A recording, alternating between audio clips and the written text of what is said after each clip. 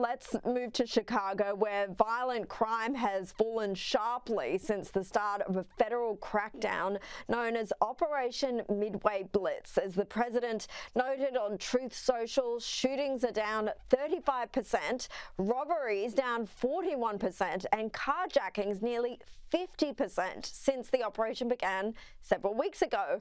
And John, it seems like Trump and his team were able to do this even in the face of opposition from the Illinois governor and the Chicago mayor.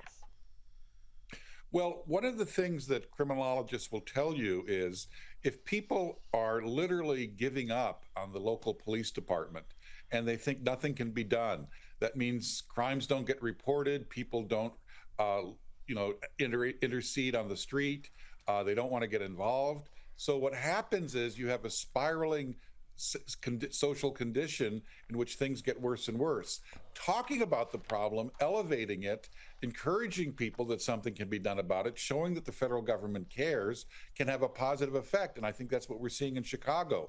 And the mayor should be humiliated by this, because for 2 years he's been saying everything is fine, everything is fine. Well, clearly, if everything was fine, why is crime down 35%? Yeah, exactly. Look, it was only a few months ago where rapper Bad Bunny was announced as next year's NFL Super Bowl halftime act. It drew controversy as he's repeatedly voiced his anger at the Trump administration and ICE agents.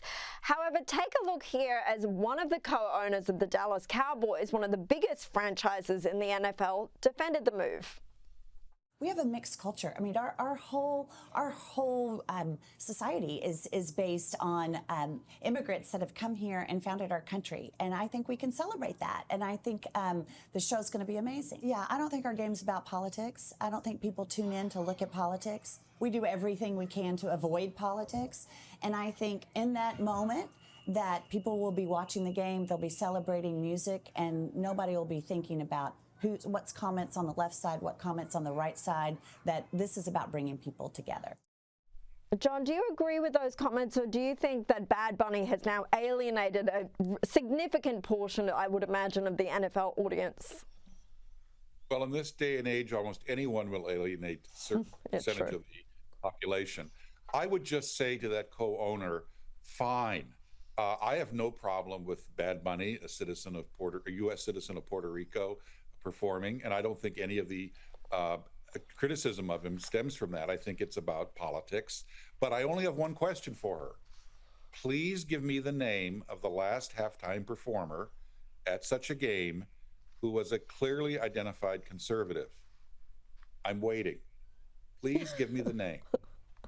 You could be waiting for quite a while there, John. Performers are all coming from one side of the spectrum. Course. Yeah, I mean, they do seem to fall that way, don't they? Just entertainers generally. But yeah, you raise a good point. I do think you'll be waiting a long time, though.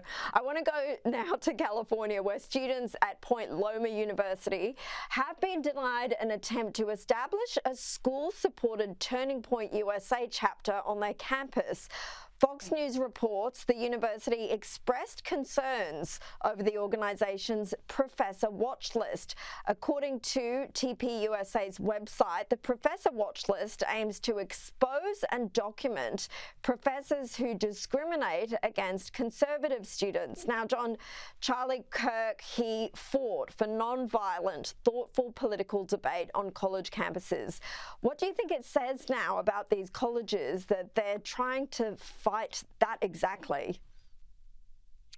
Well, it used to be that this university was proud to be called Point Loma Nazarene University because it's a school of faith. In fact, James Dobson, the great evangelical Christian, graduated from it. Well, things have moved on a lot, I guess. Now they not only downplay faith, and they celebrate all kinds of alternative clubs on campus, including various gay and lesbian support groups, but they now want to shut down the First Amendment. The First Amendment, is all about commenting.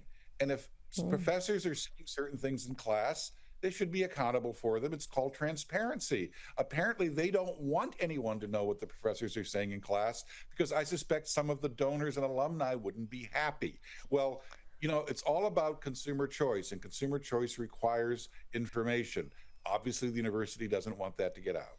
Well, it's so typical, isn't it? They want free speech for themselves and their academics, but not free speech for those who may have a problem with what they said. John Fund, thank you so much for joining me. Pleasure. Thank you. Before we go to a break, Donald Trump has expertly trolled both Barack Obama and Joe Biden during a tour of his Presidential Walk of Fame with Fox News' Laura Ingraham. This is the Presidential Walk of Fame. Now, whose idea was this? My idea. Everything's my idea. Everything's your idea. Okay. Sadly. Who's that guy? That's Barack Hussein Obama. Okay. This is Biden right here. Wait a second. The Worst profile. president. The profile of Biden is. So he's the worst president in the history of our country, and Barack Hussein Obama is top 5, meaning bad. Are you going to replace that with his actual photo? No, I don't think so. Well, looks like that auto pen portrait is here to stay.